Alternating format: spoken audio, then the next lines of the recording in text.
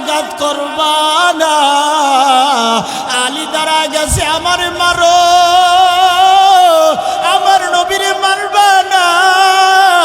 এদিক দিয়ে ওমর দাঁড়া গেছে, খবরদার আমার নবীরে মারবা না। ওসমান দাঁড়া গেছে, আমার নবীরে মারবা না, যা মারা লাগে আমারে মারো। নবী আমার কয়, আপনারা সইরা যান, আপনারা সইরা যান। আল্লাহর বান্দা নবীর সাহাবীরে কয়, তুমি আও আমার গায়ে একটা পিটান দিয়ে তোমার প্রতিশোধ নিয়ে নাও। সব সাহাবায়ে কেরাম দাঁড়াইয়া মসজিদে নববীর মধ্যে কান্নার আওয়াজ। এদিক দিয়া সাহাবী সামনে আগায়, আল্লাহর নবী আলীকে ডাক দিয়ে কয়, আলী রে দৌড়াইয়া যাও ফাতেমার ঘরে, আমার একটা চাবুক রাখা আছে, এই চাবুকটা আমি যুদ্ধের ময়দানে চালাইছিলাম, এই চাবুকটা তাড়াতাড়ি করে নিয়ে আসো, ওই চাবুকটা দিয়ে আমারে আঘাত করবে। দৌড়ায় যায় ফাতিমা, তোমার ঘরে নাকি একটা আল্লাহর নবী চাবুক রাখছে, চাবুকটা আমারে দাও, তাড়াতাড়ি নবীর গায়ে কেউ আঘাত করবে।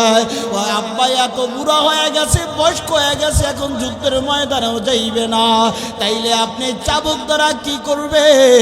আলী কয়, ফাতেমা নবী এবার সবাইরে হুকুম দেশে প্রতিশোধ নিবে, নবীর গায়ে নাকি একটা ভিড়ান দিবে।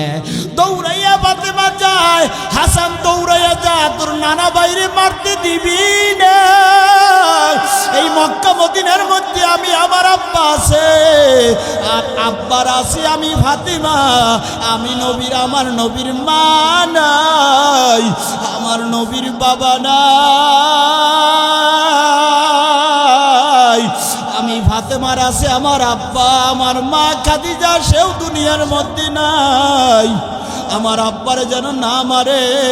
হাসান হোসেন দৌড়ে গেছে, সাহাবীর পাও ধরে কান্নার আওয়াজ শুরু করছে, এই সাহাবী আমার নানা ভাইরে মারবা না, আমার নানা ভাই বড় কষ্ট করছে, আমার নানা ভাইরে মারবা না, যা মারা লাগে আমগো দুইবার পিঠে মারো। আর কেউ রে আল্লাহ নবীর গায়ে তোমরা আঘাত করবা না। আল্লাহ নবী এই কথা আল্লাহ শোনার পরে আল্লাহ সাহাবীদেরকে ডাক দিয়া কয়, হাসান হোসেনের সরায়া দাও, ওর পাও দুইটা সারিয়া দিতে কও। সাহাবী দৌড়ায়া যাইয়া কয়, হাসান হোসেন তোমরা সরিয়া যাও।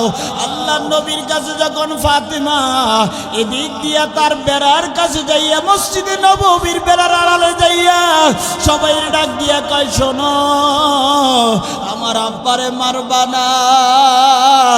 দেখবেন মাইয়া যদি কেউ বিয়ে দেয়, বাবার জন্য এত মায়া, বাবা শ্বশুর বাড়ি যাওয়ার পরেও বাবারে মোবাইল করে জিগায়, বাবা তোমার শরীরটা কেমন, মায় ভালো আছেনি, বাবা তুমি খাবার খেয়েছো নি, বাবারে বারবার বারবার ফোন করিয়া জিগায়, বাবা তুমি কেমন আছো, তুমি খাবার খেয়েছো কিনা। আল্লাহর বান্দি ডাক দিয়া কয়, সাহাবীরা আমার আব্বারে কেউ যেন না মারে, খবরদার। আলী তোমার পিঠটা পাতিয়া দাও, হাসান তোমার পিঠ পাতিয়া দাও, জামাটা খুলিয়া দাও, আল্লাহ নবীর যেন না মারে। নবী কয়, সবাই সরিয়া যাও,